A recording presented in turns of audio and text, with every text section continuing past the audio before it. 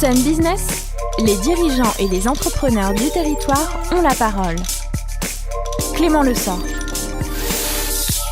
7h46, il est temps pour nous de parler business. C'est avec Clément Lessort. Bonjour Clément. Bonjour Guillaume, bonjour à toutes et à tous. Et aujourd'hui, on parle de WorkLab. Mais qu'est-ce que c'est ? Qu'est-ce que c'est ? Écoute, c'est déjà deux personnes qui sont avec nous dans les studios ce matin. David Lemel et Sacha Lopez sont les cofondateurs de ce cabinet de conseil spécialisé dans le collaboratif et les nouvelles façons de travailler. Bonjour messieurs, merci d'avoir accepté mon invitation. Bonjour Clément. Alors, je vais commencer par vous paraphraser. Sur votre site, on peut lire « Nous dédions ce blog ». Alors, en plus du WorkLab, vous avez créé un blog qui s'appelle « Life is a Serious Game », si je ne me trompe pas.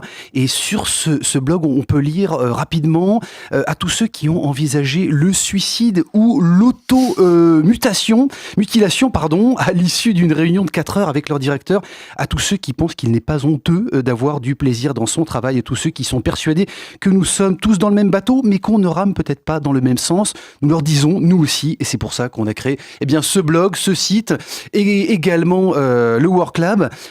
Comment ça a commencé, messieurs? Un peu de storytelling. Vous vous êtes rencontrés dans une soirée un peu tardive et vous vous êtes demandé comment vous pourriez changer la planète? Bon, ça, je ne sais pas si on doit le dire ce matin, c'est personnel. On va garder notre part. On est entre nous, personne ne nous écoute, je vous le confirme. On va garder un petit jardin secret, si Sacha ne vous Lopez. embête pas là-dessus. Comment ça a démarré? En fait, ça a démarré par un blog. C'est ça l'acte fondateur du WorkLab. Avant même de monter la société, on avait commencé à créer ce blog pour finalement tester un peu ce qu'on était en train de faire. À la fois, on était passionné par la mission qu'on était on était consultant, donc on était passionné par la mission qu'on réalisait, et on se demandait s'il y avait d'autres personnes qui potentiellement étaient dans ce cas-là, donc on a créé ce blog-là, à la fois pour partager et pour avoir du retour aussi sur ce qu'on faisait. David Lemel, ce blog justement dont Sacha parle, vous dites qu'il est né d'une révolte. Vous aviez assisté, me semble-t-il, à la conférence d'Isaac Getz et son introduction, vous avez pétrifié, ce sont vos mots. Vous expliquez, en tout cas il l'expliquait, et vous avez retenu ça, 9% des salariés français sont engagés, ils aiment leur job, s'impliquent réellement, 65% sont désengagés, ils travaillent pour avoir un salaire à la fin du mois, et 26% sont activement désengagés, ils souhaitent nuire à leur entreprise. Alors, est-ce que vous n'allez pas un peu loin avec Isaac? Non, c'est une étude qui est issue de Gallup, exactement, GA2LUP, qui indique ces statistiques qui sont assez affolantes, effectivement. Et nous, c'est au travers de méthodes et d'outils relativement simples qu'on essaye justement de réengager, de remotiver les collaborateurs dans ce qu'ils font tous les jours, par des outils très très simples. Et c'est ce qu'on a commencé à évoquer sur le blog assez régulièrement. Toutes les semaines, on publie un article qui, de façon pragmatique, donne de nouvelles façons de travailler et permettent aux collaborateurs de se réengager, se remotiver et éventuellement essayer justement d'infléchir cette statistique qui est assez affolante. Sacha Lopez, et si on jouait à la place, ou en tout cas pour travailler, vous vous attaquez quand même à une conception, allez, on va parler pour notre civilisation judéo-chrétienne qui considère quand même le travail d'abord comme une souffrance, comme le rachat d'un péché originel. On est plutôt mal barré là, ou en tout cas vous avez beaucoup de boulot. Alors effectivement, travail, ça vient du mot latin tripalium, qui était l'instrument de torture sur lequel on torturait les esclaves quand ils avaient désobéi. Donc effectivement, au départ, on part pas d'un truc très positif. Et on retrouve ce mot-là dans la salle de travail quand les femmes accouchent. Là, on est déjà plus proche du sens premier. Bref, effectivement, on pense qu'il faut réintroduire le jeu dans le monde du travail. Et ça veut dire qu'on réintroduit la notion de plaisir, en fait, tout simplement. On pense qu'on n'est pas obligé de se faire chier pour mieux travailler, de la même façon qu'on n'est pas obligé d'avoir mal pour mieux guérir. Je pense que si on remet cette notion de plaisir dans le travail, c'est à la fois un levier de management, parce que clairement, finalement, manager par le plaisir, donner envie aux collaborateurs plutôt que de jouer sur le bâton et la carotte, c'est peut-être une meilleure approche. Et puis, c'est remettre aussi de l'efficacité parce que finalement, dans les pratiques qu'on propose, des pratiques très simples, il y a toujours cette notion un peu ludique, un peu de jeu qui va permettre d'engager, de créer de l'effervescence, une émulation qui est forcément positive. Du plaisir et aussi de la collaboration. C'est quelque chose, David, qu'on n'apprend pas du tout à faire. Ça commence d'ailleurs très mal à l'école parce que vous nous expliquez que collaborer, ça commence par être puni parce que c'est tricher. Bah oui, lorsqu'on regarde sur la copie du voisin pour éventuellement essayer de s'aider sans que ce soit mal intentionné, c'est interprété comme de la triche. Donc nous, on essaye d'averser aussi ce principe-là. Et on mise largement sur la collaboration, en réunion, en atelier, en séminaire. D'ailleurs aussi, les séminaires qui traditionnellement sont des moments parfois assez neuneux pour les collaborateurs, où on leur fait faire des jeux assez bêtes. Nous, on pense qu'on peut, en séminaire, jouer, mais également produire. Et c'est une conviction forte chez nous, chez le Work Club. Oui, parce que le tout, c'est pas forcément de travailler en groupe, c'est pas forcément la garantie d'une réussite. Encore faut-il bien le faire, et c'est là que le Work Club intervient. Vous les accompagnez dans ce travail, dans cette culture du collaboratif et de comment bien faire le collaboratif. Exactement. Sacha. Ouais, c'est ça. Alors on essaye de réapprendre à collaborer vraiment dans le sens premier, c'est-à-dire ensemble et élabore le travail. Parce que comme le disait David, on n'a pas appris ça à l'école. Collaborer, c'est tricher. Si vous avez été très collaboratif pendant l'école, vous avez certainement un bulletin de notes dans lequel il y a marqué bavard, dissipé, tricheur. C'est pas des valeurs qu'on... Alors même si ça commence à changer quand même, ne soyons pas non plus trop noirs, mais quand même, il y a des choses à réapprendre. Et pour autant, un groupe, c'est hyper puissant, c'est hyper important. Enfin, moi, souvent, je dis ça pour les réunions. On a l'impression que les réunions, c'est forcément quelque chose de chiant. Dans les dictatures, la première chose qu'on interdit, c'est de se réunir. C'est parce que, quelque part, les dictateurs ont très bien compris qu'à partir du moment où on est plusieurs, on se met d'accord, on arrive à fonctionner ensemble, on peut sortir des choses extrêmement puissantes, voire dangereuses. Donc on est persuadé qu'ensemble, on peut faire beaucoup de choses très intéressantes. Encore faut-il avoir les bons leviers, savoir éviter les pièges, parce que ensemble, on peut être très con aussi, ça a échappé, je pense, à personne. Ensemble, on peut aussi avoir des biais, des décisions de mauvaise qualité. Il faut vraiment savoir l'aborder sur la bonne façon pour en tirer le meilleur. Alors, on a bien compris la philosophie, les enjeux. David Lemel, est-ce qu'on aborde toutes les organisations de la même façon, avec les techniques que vous avez éprouvées? Quand on arrive dans une TPE, dans une association ou dans un grand groupe industriel, est-ce qu'on aborde les choses de la même façon? Non, pas du tout. Et même à l'intérieur d'entreprises qui ont les mêmes caractéristiques, on n'aborde pas non plus les choses de la même façon. Comme le disait Sacha, on utilise énormément le jeu, parcimonie, mais on utilise quand même beaucoup le jeu.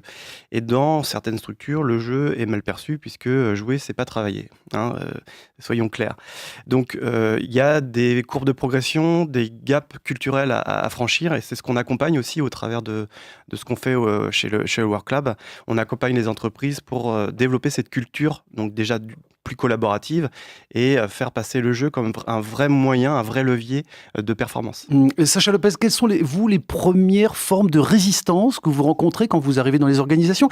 C'est pas forcément tant les collaborateurs, j'imagine, mais plus les directions. Alors c'est un peu paradoxal et contradictoire parce qu'elles vous ont demandé de venir. Pour autant, c'est peut-être elles qui sont les plus compliquées, les plus difficiles à convaincre, à faire changer. Alors effectivement, on a beaucoup de fantasmes autour de ce qu'on fait avec des gens qui, quand on fait des formations notamment, de dire oh là, on va jamais se lancer à faire des jeux de Lego avec des gens, machin, ça passera jamais. Honnêtement, je crois qu'on n'a jamais eu de cas où les gens n'ont pas voulu jouer le jeu. Ou alors des cas extrêmement rares où finalement la personne qui n'a pas voulu jouer le jeu, c'était lié à d'autres problématiques que ce qu'on est en train de faire avec elle sur le moment. Donc les collaborateurs, opérationnellement, franchement, la plupart des gens sont preneurs. Et c'est une chance parce que finalement, c'est lié aussi au fait que nos réunions aujourd'hui, elles sont tellement chiantes que finalement, peu importe ce qu'on fasse, ce sera forcément mieux que ce qu'on fait aujourd'hui. Donc on a quand même de toute façon une marge de progression. Et après, David Lemel, quand vous partez, quelle garantie vous avez que les changements sont opérationnels, que la culture est dorénavant, évidemment, et que les changements sont là, la culture sera faite et nouvelle? Absolument aucune. Non, ça tient vraiment à l'engagement de la direction, tu en parlais Clément, à investir du temps.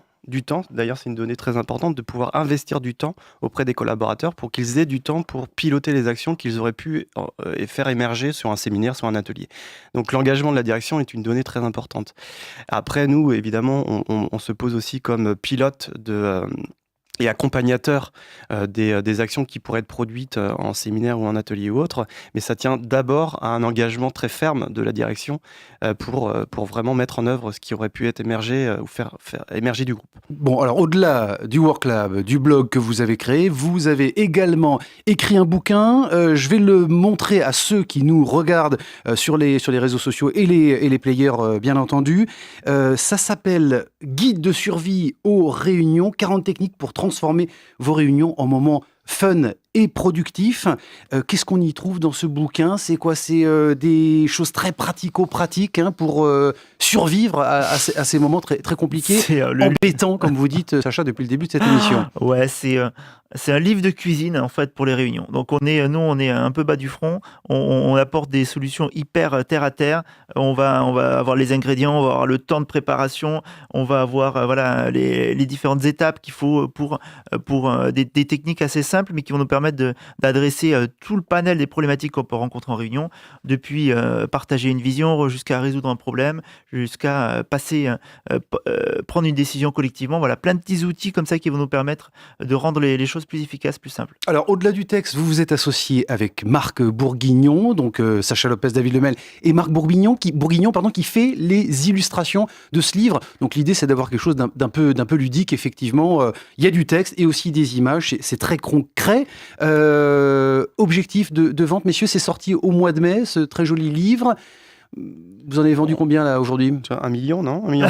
1 million, c'est bien ce que je me disais. Ouais. Je sais plus si on est devant ou derrière Marc Lévy. On l'a pas appelé, mais on doit être à peu près dans les mêmes ordres. Sur la Fnac, vous êtes devant. Et on vous trouve à la Fnac, on vous trouve dans les bonnes librairies. C'est ma mère qui les a achetés.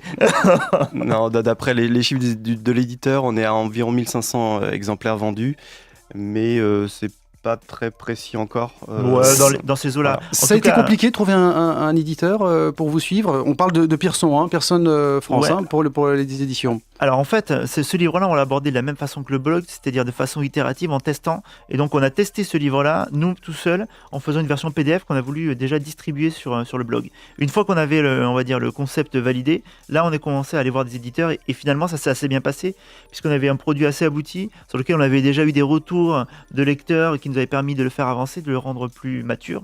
Donc honnêtement pas trop. Sacha Lopez et David Lemel, ça s'appelle Guide de survie aux réunions, 40 techniques pour transformer vos réunions en moments fun et productifs. C'est aux éditions Pearson, ça coûte 29 € et un peu moins cher en e-book sur internet. Je voulais très rapidement, Guillaume, annoncer mon invitée de la semaine prochaine. Elle s'appelle Sarah Ellery. Elle est déléguée régionale Scope Chèque Déjeuner et de la Hub Foundation. On va parler bien sûr avec elle d'économie sociale et solidaire. Je voulais très rapidement, évidemment, passer un petit message par rapport à nos amis de la cantine et vous préciser que tous les événements qui étaient prévus dans le cadre, évidemment, de la cantine numérique auront malgré tout lieu. Il faut aller se renseigner sur le Facebook de la cantine numérique par Atlantique 2.0 et vous aurez toutes les informations pour le calendrier événementiel de ce lieu qui doit continuer à vivre. Malgré tout, on a bien vu l'élan de solidarité sur le territoire. À très bientôt, excellente semaine à tous. Et dernière petite info avant de se quitter, Clément, cet entretien est à retrouver en podcast et vidéocast sur le site de Sun au www.lesonunique.com. Bonne semaine. Le 6-9 de Sun.